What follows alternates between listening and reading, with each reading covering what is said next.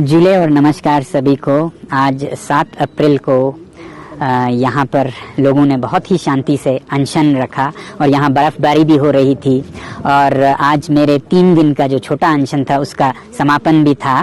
मगर जो आज का मार्च था, पश्मीना मार्च, वो आप लोगों में पता होगा कि हमने कल रद्द कर दिया था और वजह ये थी कि इस मार्च के विरोध में सरकार ने बहुत ही अत्यधिक प्रतिक्रिया की, जिसमें कि सारे सड़कों पर पुलिस और अर्धसैनिक दस्ते लगा देना, स्मोक ग्रेनेड्स वगैरह वगैरह, और फिर इंटरनेट का काटना और फिर दफ़ा 144 का लगाना। ऐसे में डर था कि बहुत ही काबू से बाहर ना चला जाए, तो इसलिए हमने रद्द की। क्योंकि हमारा तो सपनों में भी ये नहीं था ख्याल कि अगर हम मार्च करते तो जो हमारा उद्देश्य था देशवासियों को, हमारे यहाँ के चरवाहों और उनके चरागाहों की क्या हालत हो रही है उसके बारे में जागृत करना, तो वो तो इन प्रतिक्रियाओं की वजह से आज सभी समाचार पत्रों ने, चैनलों ने इसके बारे में लिखा और लोगों को ये अवेयरनेस मिल गई। तो हमारा मार्च न करना ही सबसे अच्छा फैसला रहा, ये हमें अब लग रहा है।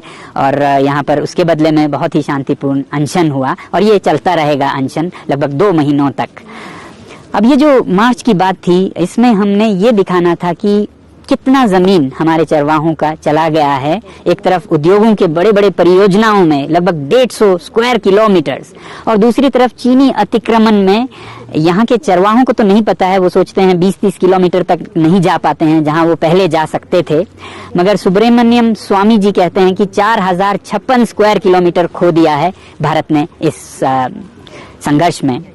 ऐसे ही हमारे कुछ चरवाहे भाई बहन जो उन गांवों से हैं जहां पर ये सब प्रत्यक्ष हुआ, उनके अनुसार, उनके आंखों देखी एक पढ़े लिखे चरवाहे डाडुल जी ने इस तरह से कहा है। I am standing around 80 kilometers away from the actual border, and Changlung Kongma, Changlung Yokma, Alpha 3, these are the valleys which is known for Tibetan antelope and bosmotus. And if these valleys are still with us, why we as an Indian cannot go there anymore? तो इन चरवाहों के साथ नाइंसाफी, अन्याय तो हुआ है। इनके बहुत बड़े चरागे चले गए हैं, दूसरी तरफ भारत की जमीन चली गई है। और ऐसा नहीं है कि हमारे सैनिक जवाब देने के लिए सक्षम नहीं थे। मैं तो कहूँगा हमारे सैनिक सदा से मुंह तोड़ जवाब देने के लिए सक्षम थे और सक्षम हैं, मगर उनकी मजबूरी ये हुई कि हमारी सरकार, हमारे नेताओं ने कुछ भी नहीं हुआ है, कोई नहीं आया है, 1 इंच भी नहीं गया है, जब ऐसे बयान दिए तो फिर सेना के हाथ बंद गए। वो करें तो कैसे कोई कार्यवाही करे जब कुछ हुआ ही नहीं है।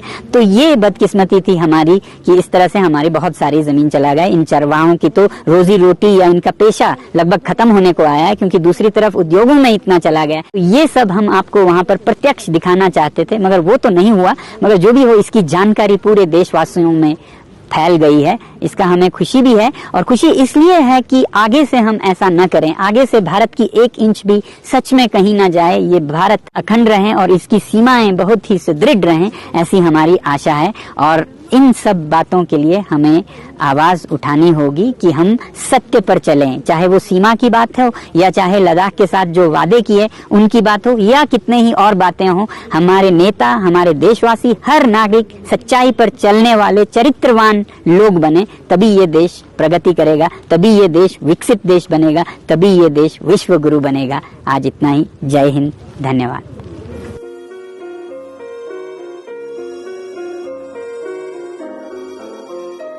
और जाते जाते आपको ये अपडेट भी दूं कि जो हमने विनती की थी आप लोगों से कि अपने अपने शहरों से आप मार्च करें, सभाएं करें, लद्दाख को समर्थन करें और जहां भी विकास के नाम पर विनाश हो रहा है उसे दर्शाएं। तो खबरें आ रही हैं हमें दिल्ली से, जहां विद्यार्थियों ने मार्च की, वैसे ही पंजाब पटियाला से, और गुजरात ने अहमदाबाद से, अरुणाचल प्रदेश से, नागपुर, चंडीगढ़, हैदराबाद से, पुणे से, कोलकाता से, नर्मदा वैली से, इंदौर से, देहरादून, और ऐसी खबरें लगातार आती जा रही हैं। जुड़े रहिएगा।